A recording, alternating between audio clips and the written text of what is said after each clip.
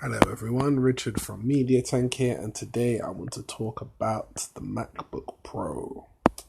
This is one of the more latest ones that have come out in recent years. It's available on Amazon. It's one of the 16-inch versions, but you can get them in different sizes and processing speeds and all of that. The reason why I'm talking about the MacBook Pro is that it's one of my favorite machines to use for especially creative content.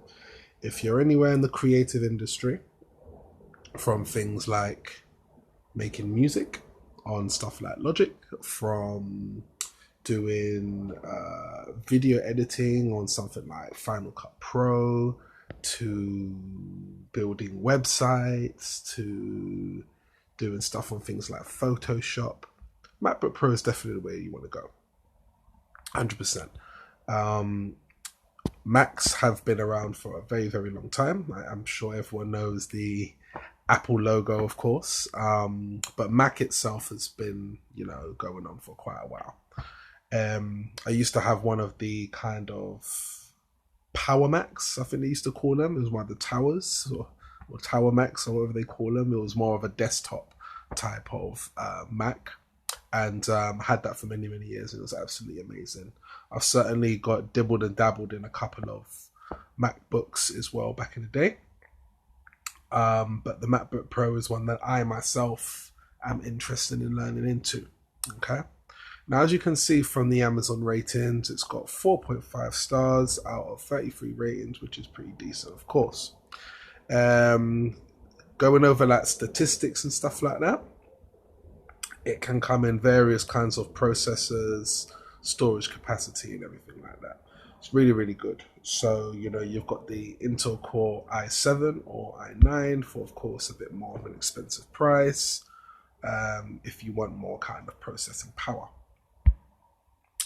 Also comes with choices of basically half a terabyte or a full terabyte of storage space, which is okay, for just your standard system storage. If you're in the creative industry, you're probably going to have an external hard drive of some sort because you're just going to need it. If you're doing video editing, especially, or video recording, that takes up a ton of space. You can easily,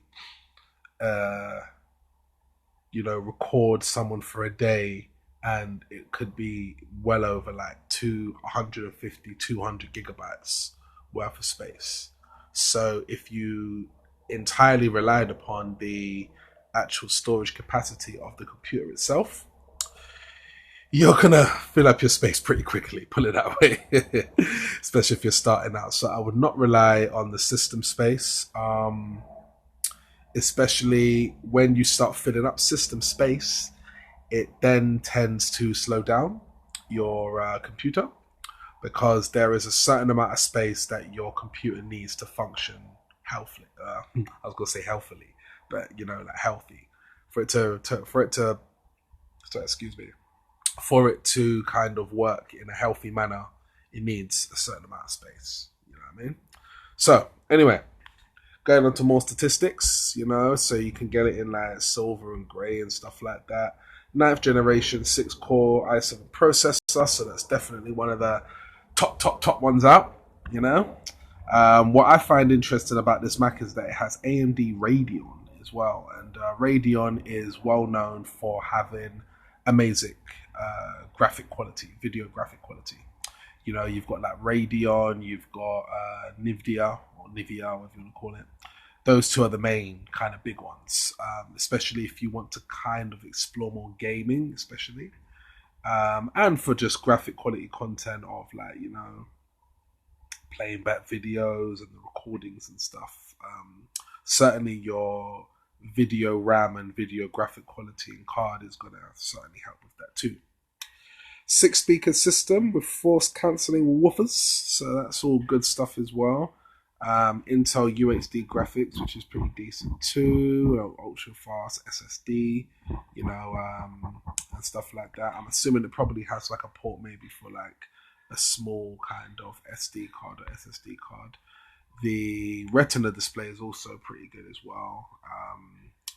So yeah, you need of course, your pixels on your cameras to be pretty nice too. So that's what it looks like in general. They've got other little things in here talking about up to 8-core processors, and of course you can expand it up to 8 TB of SSD storage, which is really useful. 64 gigabytes of memory, in terms of just like the kind of standard RAM memory, which is pretty good. And like I said, I talked about the AMD as well on the actual of the graphics card. So, you can come onto Amazon and look up all the details yourself as well, but it's a pretty really good laptop, you know what I mean? Like I said, for creative purposes, it's the one. Um, when you look at Mac versus Windows is more for like kind of just general purpose stuff, and it still has its perks in that. But certainly for the creative aspect, you definitely want to go with a Mac, and it can still function normally as just a standard for just standard things like emails, and you can install all kinds of programs that you'd get on Windows, mostly onto Mac, especially the well-known ones. So like Google Chrome, or your kind of internet browsing and stuff like that, your antiviruses, they all have access through Mac as well. But it's definitely more for digital content and creative content. Okay, so with that, I'm going to close down the video there, but I hope that was a little bit informative for you. Of course, the price wise is a little bit high and stuff like that, but you would expect that for a MacBook Pro in general, because it's definitely right top of the line. If you have the money for it, I'm going to leave a link down below for you to access this page as well. And yeah, if you want, go and buy it, man. It's a really, really amazing little bit of gear. I've used it. Well, I've used a more kind of smaller version back in the day myself. So yeah, indeed, man. I hope you enjoy it anyway, and I'll see you in the next video.